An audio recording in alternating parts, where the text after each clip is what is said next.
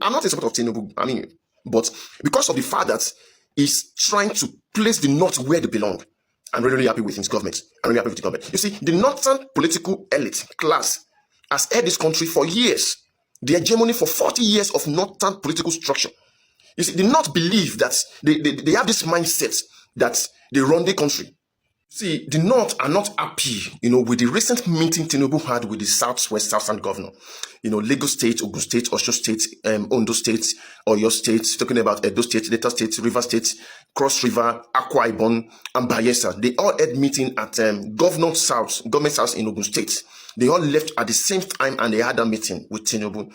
And you see, Tinubu discussed some certain things with them. One of the things they discussed in that meeting was the establishment of the Southwest South Security Fund.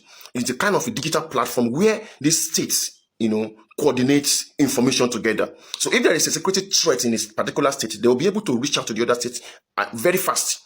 And they are also demanding for the establishment of state police, which, has not been on ground before, as against the federal police, where if anything happens, they will need to coordinate from the federal level. But as it is now, they are looking at the police that will be able to penetrate the grassroots, security. Because some of these kidnappers actually, they stage their attack, they kidnap, all these things, they plan inside the bush. So these are some of the things they discuss. And this is proving my point that Tinubu knows what he's doing. See, the northern political elite class has held this country for years. The hegemony for 40 years of northern political structure. You see, the North believe that they have this mindset that they run the country. But as we speak now, Tinubu is actually reshuffling a lot of things. When you look at the money, the appointments, when you look at the projects, when you look at some of the things that Tinubu is doing now, it's not doing it to their favor. And it's a kind of catastrophic to them as we speak.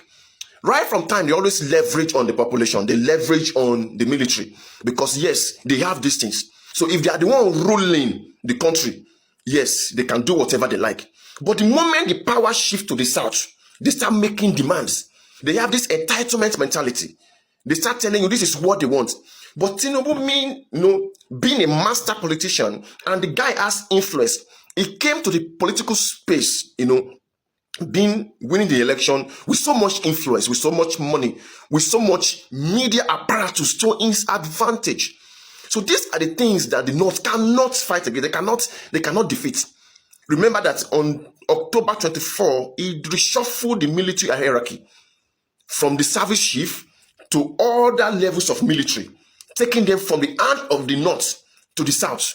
That look, I am still the president. I am in charge. You cannot tell me what to do. I'll be the one to tell you what to do. Know that it is no longer politics as usual. This is called power restructuring by Tinubu government. It's restructuring power as we speak away from the North. You see, the North has always had iron grip on Nigeria presidency, on our military, and on their population. They use their population as a leverage. And these are the tools they use against the South. Whenever the power is in their hands, they will not use all these tools. But the moment power shifted to the South, they start making demands. If you don't comply with those demands, they will come up with all these tools. But Tinubu say, no, I am not listening to you this time around. Imagine, for example, 8 years of Buhari in power. This guy, there's no development in the North. No schools. He built no hospitals, no industries, no nothing. And this is what they do. They want to have everything to themselves and contribute nothing. That is why you see the North today. The North is flattered, in shambles. Nothing is happening in that place. This is what they do every year. This has been their political tradition. It is called the Northern veto power. But Tinubu say, no, I am dismantling those Northern political structures. So as I speak now, they are trying to see what they could do to control the government. Now, they are trying to align with Peter Obi, and I would rather want Peter Obi not to align with these people. Because this is the leverage you are using. They have no any other person. The article is down. That one cannot do anything as it is. Tinubu has put them to where they belong. The likes of Kwankwaso, El-Rufai, and Shettima, they should go and sit down. The northern dominance in our military has always been their insurance. That is their insurance policy. That means if there's election and they lose, they still have the guns and the military to their advantage. But as we speak now, Tinubu is reshuffling all those things. Tinubu has appointed, from the service chief to the military hierarchy. He's changing all of these things as we speak. So that insurance policy is no longer there again. And they are furious at these things. They are not happy about all these things. In the next election, if they not decide not to vote for Tinubu, he will still win the election because this guy has built an influence that span across the southwest and the south, even to the north. He still has influence in the place. So as we speak, I want to believe that Tinubu, after his regime, is going to hand over power to the south, either to the south or to the southeast. That is why I'm trying to urge the south or the southeast to see how they could work with this government, because the threat we're actually facing, what is affecting us today, is not coming from the southeast. It's not coming from the south. It's not coming either from the southwest. It is coming from the north. That is it. So these people always have that mentality that the government belongs to them. They must always be in power all the time.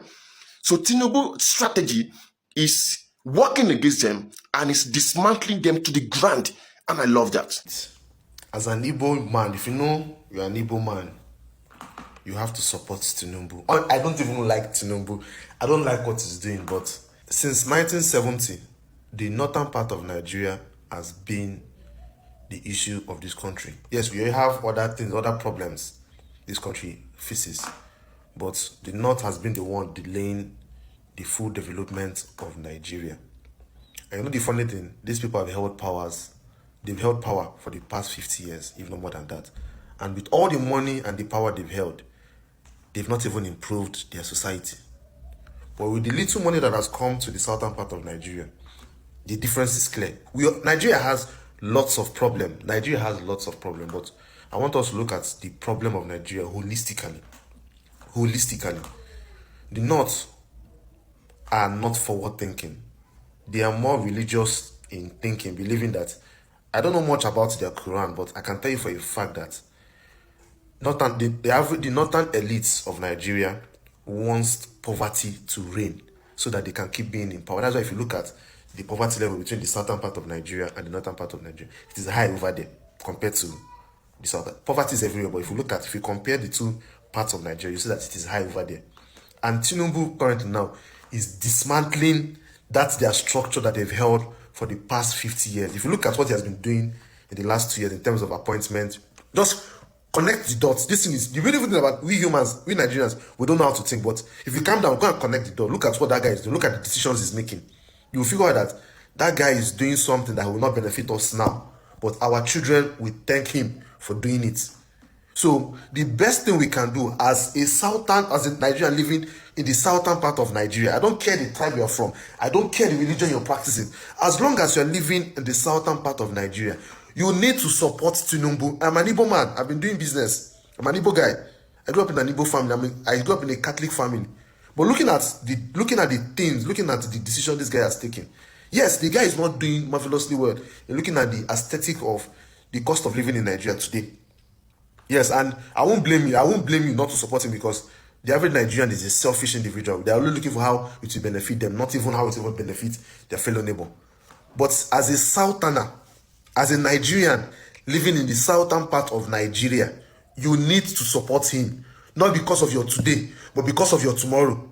Trust me, Tinubu is building something that will take Nigeria from being a third world country into becoming a superpower in the next 15 years. Tinubu is the only guy in Nigeria that has the balls to do it. I don't like Tinubu. Honestly, I do not like him. In fact, left to me, I don't like that guy. But because the reality I want is the only guy that can make it happen, I just have to support him because he demands it. So please, my Igbo brothers, you do not like what the guy is doing. The guy is making our life difficult. Yes. He's not doing well. Yes. But deep down, he's doing things that will make your children very, very happy. Your children will live in a progressive society. He's building a progressive Nigeria.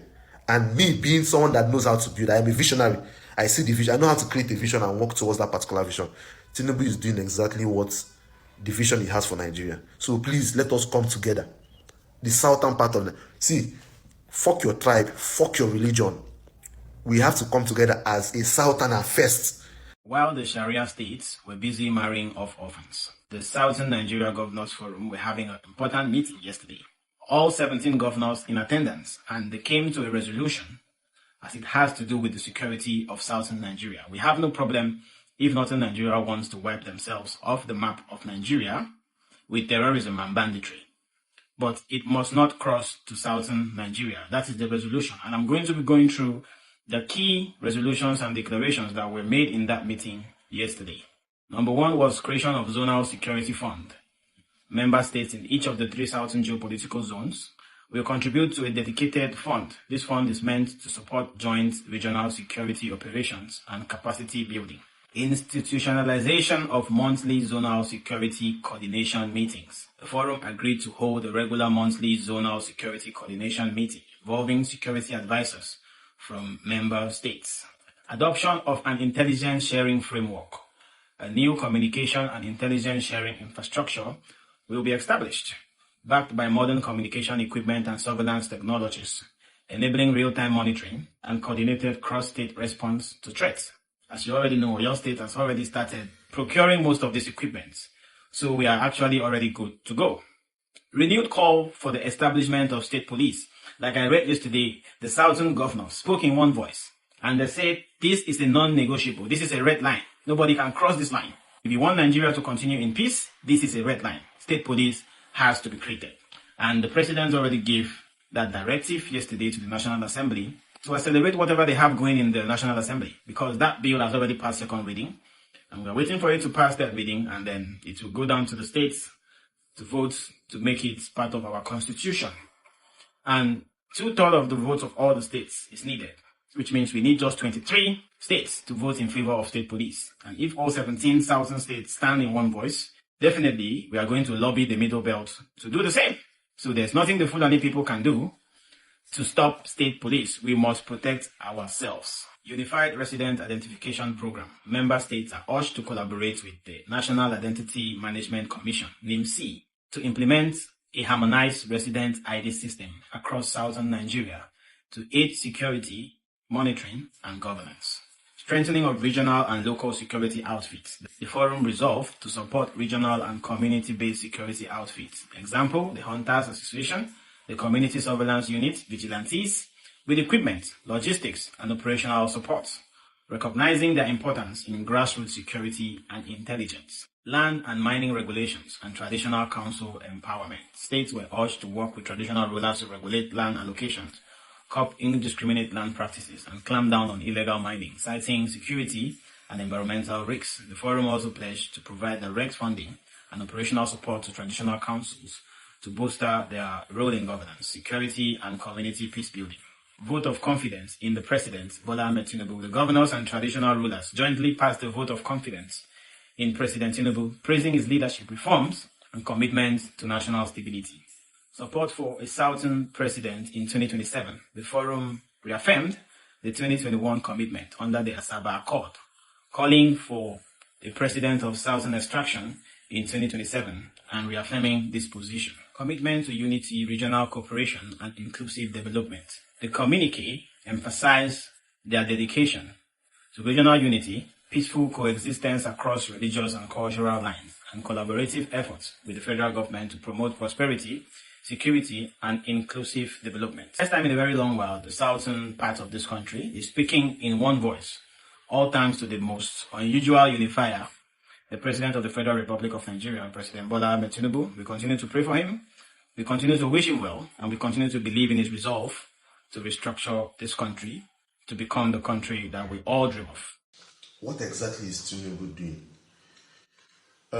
If Tinubu had his way, Tinubu will be performing magic like Alex Oti, because you see a lot of things Alex Oti is doing. And many of Nigerians want to see stuff like that. But you need to understand that Nigeria has a deep-rooted problem that did not just start today. It started as far back as 1960, where the British told a set of people that power belongs to them forever and ever. And this thing got into their head, especially when Nigeria became an oil-producing state. That mindset now got into their head. I feel like Nigeria belongs to nobody else can rule this country. And you and I know that The current Nigerian reality only favors a group of people where it is monkey they walk, baboon they chop. And they are the northern elites. They've lived off the situation whereby if the south is producing, they themselves will refuse to produce, or they will want to eat from another man's pocket. Remember, monkey they walk, baboon they chop. Sit down, listen to this video object. Please think, look at it. See, Tinubu has not gotten A1 in terms of infrastructural development. He's not really great at it.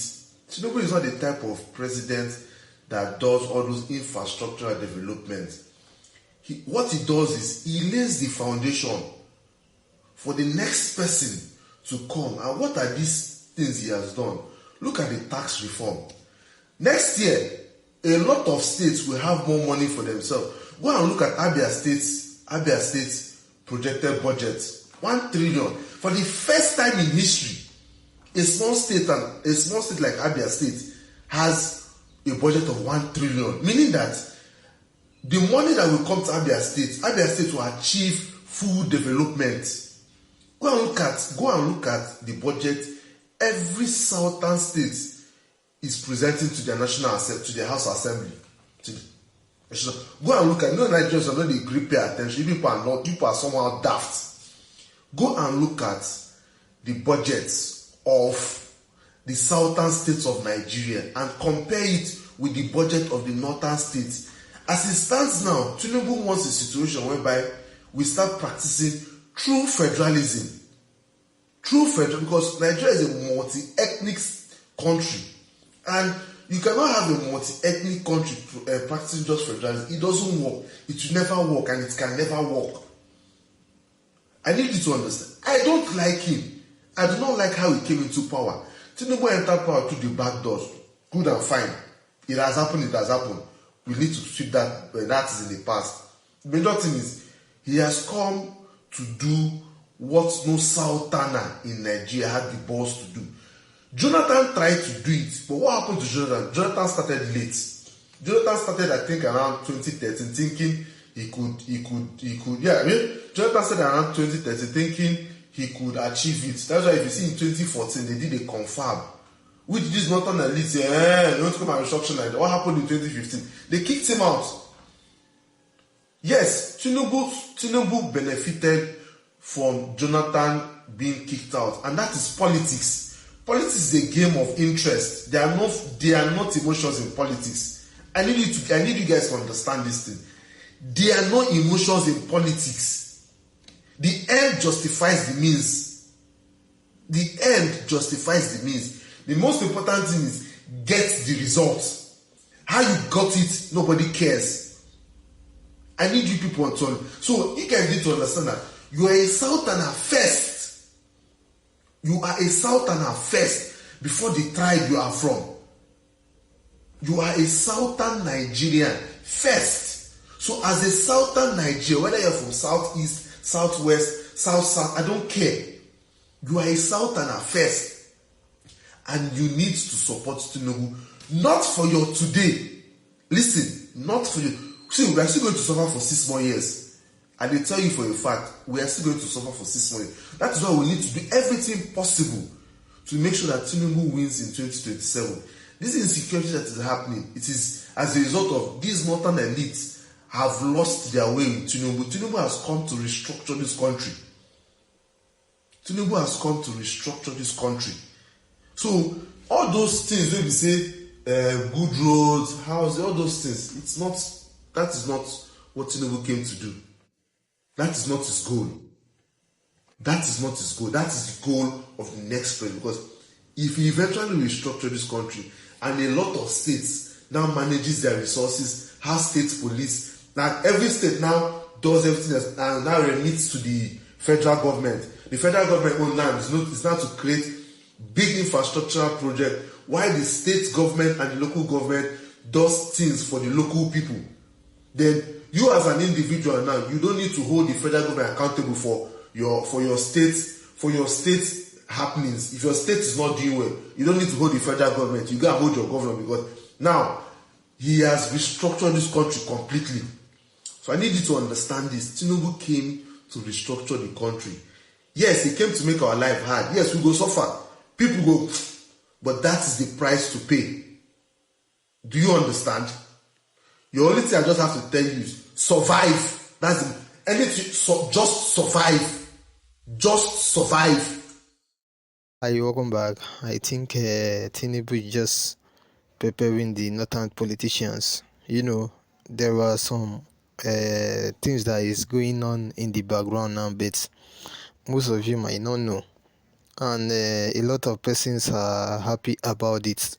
And most of the people that are very happy about this thing are the southern youth, because they know and they have concluded it that this thing that Tinubu is doing is investing it in their future. Although we know that many of them believe it that what he's doing now might not benefit them today, but it might benefit them tomorrow. That is why most of them keep supporting him. Although even me talking now, I know I don't support Tinubu. I don't even like him for once, but the only thing that make me to like him is the way he's just playing these guys that claim to think that they know it all. Any person representing, they'll normally claim that he knows it all. I hate them. I hate those persons passionately. I hate them with passion, with all my whole heart. I dey hate them. So wetin this man dey do to them now, make e no dey pain you wey be say you dey for south, because e no concern you. E no concern you. Just dey your own day. Make e dey punish the north, because they deserve am. They deserve am. Even as they dey use that one dey fuel most of this thing wey dey go on, they still deserve am. And na him even sabi the game pass all of them. So if they like, make e pepper them, make they run, enter anywhere where they like, make them run mad for street. Na them na him concern, because even this thing today, them be part of wetin carry am come today, and na the same them na them wan do that their thing again. But I think this time around we no go gree. Shey na them bring am. They go witness and they go still dey alive. Me, I dey pray for them, make they dey alive. Make every one of us dey witness, dey enjoy am together. Make we finish with am, because as for me, e go finish every year. So wey be say e suppose to finish, e go live long sef, because the way e dey do them, e dey sweet my own body. That is just it. And you hearing this, it's not as if okay we are supporting anybody over anybody, but the way e dey be now, the way e dey be currently, just leave am. Leave Tinubu, make e dey play those guy ball, make e dey play them, make e dey dribble them. Na so e be. You wey be say you dey hear us, if you get anything wey you wan talk concerning wetin people dey explain for here, make you drop wetin you get to talk inside the comment section. And also, if na today be the first time wey be say you dey reach here, make you like, share, subscribe. Thank you.